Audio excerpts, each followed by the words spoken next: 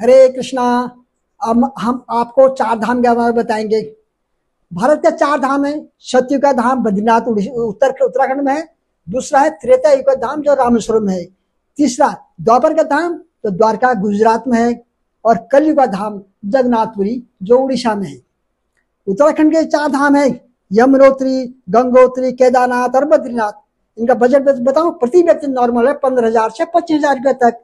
और मध्यम श्रेणी का जो है उसका 30,000 से 50,000 तक है। और लग्जरी ऐशो आराम वाले जो है उनका है 70,000 से लेकर 1.5 लाख रुपए तक। उत्तराखंड जिसे देवभूमि और देवताओं की भूमि के नाम से जाना जाता है, यहाँ कई मंदिरों के घर हैं और पूरे साल भक्तों का स्वागत करते रहता है। उत्तराखंड में भक्तों द्वारा देखे जाने वाले अनगिनत धार्मिक स्थल हैं और सबसे बड़ा प्रमुख चार धाम यात्रा है यमुनोत्री, गंगोत्री, केदारनाथ और बद्रीनाथ की यात्रा, जो हिमालय में बहुत प्रबस्य है। हिंदी में चार का अर्थ होता है चार, धाम का अर्थ है धार्मिक स्थल। सीधी बात है।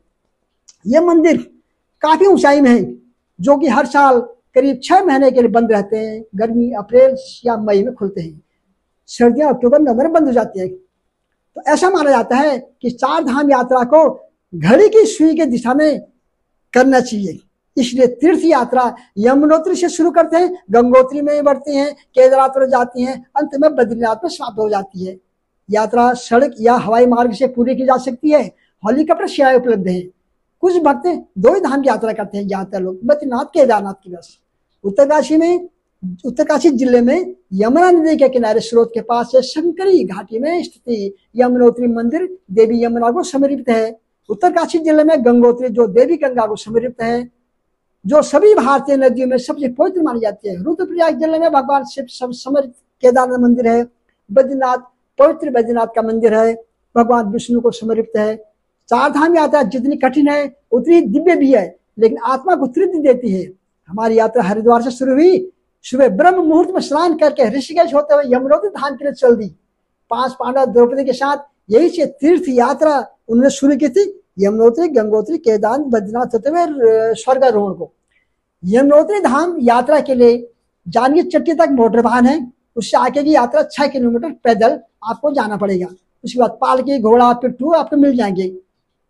4,000 के आसपास घोड़े वगैरह हैं, पिट्ठू वगैरह मिल जाएंगे। 6-8,000, बहुत से बहुत 10,000 वजन के हिसाब से। यमुनोत्री पहुंचने के बाद सबसे पहले आप गरुकुंड में स्नान करने के बाद यमुना जी के दर्शन करें। वहां अपने एरिया के पंडित जी से पूजा पाठ करवा सकते हैं। और एक कुंड जो काफी गर्म है, कपड़े में चावल रखकर कुंड में रखो, 5 मिनट में चावल का भात बन जाता है। वहां से सीधे जांजगीर चट्टी पार्किंग में आकर रात्रि विश्राम कर सकते हैं। कमरे आपको 500-600 में मिल जाएंगे ऑफ सीजन में। अगले दिन गंगोत्री नदी से हम हुए यमुनोत्री से हम गंगोत्री के लिए चल दिए। बाड़कोट नीचे आना पड़ता है, वहां से गंगोत्री धाम को जाना पड़ेगा। 2 रास्ते हैं यहाँ से। गंगोत्री राजमार्ग पर गंगोत्री धाम का प्रमुख यात्रा पड़ाव गंगनानी गर्म पानी के कुंड के लिए प्रसिद्ध है। गंगनानी देश विदेश से गंगोत्री की ओर से जाने वाले यात्रियों के लिए प्रमुख पड़ाव भी है। गंधक युक्त गर्म पानी के कुंड में स्नान से आध्यात्मिक महत्व बताया जाता है। चर्म रोगों के लिए बेहद फायदेमंद इस कुंड में गंगोत्री आने वाले यात्री डुबकी लगाना नहीं भूलते हैं। इस कुंड में स्नान करके अपनी यात्रा शुरू करें। यहाँ आपको पैदल नहीं करनी पड़ेगी। गाड़ी पार्किंग करने के मुश्किल से 15-20 मिनट आपको मंदिर में पहुंचने का इतना टाइम लगेगा। गंगा नदी भारत की पवित्र नदी से एक है। शिव जी भागीरथ से प्रसन्न हुए और गंगा को धरती पर लाने में उनकी मदद करने के लिए राजी हो गए। तब ब्रह्मा जी ने अपने कमंडल से गंगा के एक धार छोड़ी और शिव ने अपनी जटा में उसे समेट लिया। कुछ दिनों बाद शिव जी ने अपनी एक जटा खोली और फिर गंगा का धरती पर अवतरित हुई। गंगोत्री के दर्शन के बाद हम चलते हैं केदारनाथ धाम। गंगोत्री से केदारनाथ धाम की यात्रा बस से सबसे सस्ता सुलभ तरीका है। उत्तराखंड परिवहन निगम द्वारा संचालित बसें सुबह के समय गंगोत्री के बस स्टैंड से छूटती है।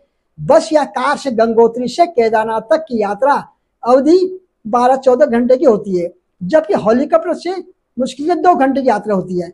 अगर आप सोच रहे हैं कि हमें केदारनाथ की चढ़ाई करने में कितना समय लगेगा, तो मैं आपको बता दूं कि एक आम इंसान लगभग 5 और 6 घंटे केदारनाथ की चढ़ाई पूरी कर देता है।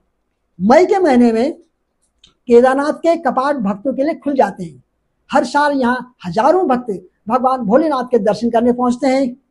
यात्रा में शामिल है रजिस्ट्रेशन करवा लें और साथ में आधार कार्ड, गर्म कपड़े, दवाई भी लें। गाड़ी सोनप्रयाग तक जाएगी, वहां पार्किंग करने के बाद यहाँ से आगे की यात्रा लोकल गाड़ी से गौरीकुंड तक जाएगी, जिसका किराया 50 रुपये। गौरीकुंड से हमारी यात्रा पैदल शुरू होगी। वहां से पैदल यात्रा जो 21-22 किलोमीटर की चढ़े है एकदम, आप घोड़े, पालकी, पिट्ठू से कर सकते हैं। यदि आप समर्थ हैं पैदल चलने में तो पैदल यात्रा ही पुण्य माना जाता है। हर जगह पर पानी का स्रोत मिलेंगे जो बहुत स्वादिष्ट और मीठा है। चढ़े में पानी पीते हुए जाएं, रू रुक कर जाएं, सांस नहीं फूलेगा। आपको मंदिर से पहले करीब 1 या 2 किलोमीटर पहले हॉलीपैड मिलेगा, इसका भी आनंद ले सकते हैं। मंदिर पहुंचे, वहां भोलेनाथ को चढ़ाव के लिए कुछ खरीदारी करके सीधे लाइन पर लग जाएं। लाइन लंबी होती है, दर्शन के बाद फोटोग्राफी बाद में कर लें। घर वालों के लिए यहाँ मंदिर के पीछे शिला है, उसका भी दर्शन कर लें। रात्रि विश्राम यहाँ कर सकते हैं, लेकिन महंगा मिलेगा। यहाँ पे हर सामान 4 गुना रेट में मिलेगा। सोनप्रयाग में ही अच्छे होटल हैं, पार्किंग कर सकते हैं वहां पर। अब यहाँ से यात्रा बद्रीनाथ के लिए लगभग 221 किलोमीटर का सफर तय करना पड़ेगा, जो 8-9 घंटे लग सकते हैं। गाड़ी बद्रीनाथ तक जाएगी, बिल्कुल भी पैदल नहीं है। सबसे पहले रात्रि विश्राम के लिए कमरा ले लें, फिर आराम करें, दर्शन करें। 9 बजे मंदिर खुल देगा, शाम को 5 बजे दर्शन कर सकते हैं। पहले रूम में फ्रेश नहा धोकर फिर तप्त कुंड में स्नान करें, फिर दर्शन करें। वहां भी आपको लाइन में होना पड़ेगा, दर्शन दूर से करने होंगे। दर्शन 3 प्रकार के हैं। नंबर 1 लंबी लाइन में खड़े होकर, नंबर 2 सिफारिश है, नंबर 3 500 रुपये टिकट देके। इस प्रकार से आप दर्शन कर सकते हैं। माड़ा गांव भी जाएं, यहाँ पे गणेश गुफा, ब्याज गुफा और भीम पुल देखने को मिलेगा। ये लीला आप सब जानते ही हैं। भीम पुल सरस्वती नदी में है। माड़ा गांव से आगे बसी धारा, जो कि माड़ा गांव से 5 किलोमीटर चढ़े ही पर है। इस धारा के छींटे पापी लोगों पर नहीं पड़ता, ऐसा सुना है। हमारे ऊपर भी नहीं पड़ी, लगता हम पापी होंगे, इसलिए हमारे ऊपर पानी की छींटे नहीं पड़ी। हमारे 4 धाम यात्रा को करने में 12 दिन लगे। आप लोगों को 4 धाम एक साथ मत करना, 15 दिन का टाइम ले लेना। चारों धाम यात्रा करने के बाद हम लोग अपनी उत्तराखंड रानीखेत के लिए रवाना हो गए। रात्रि हमने कर्णप्रयाग में गुजारी।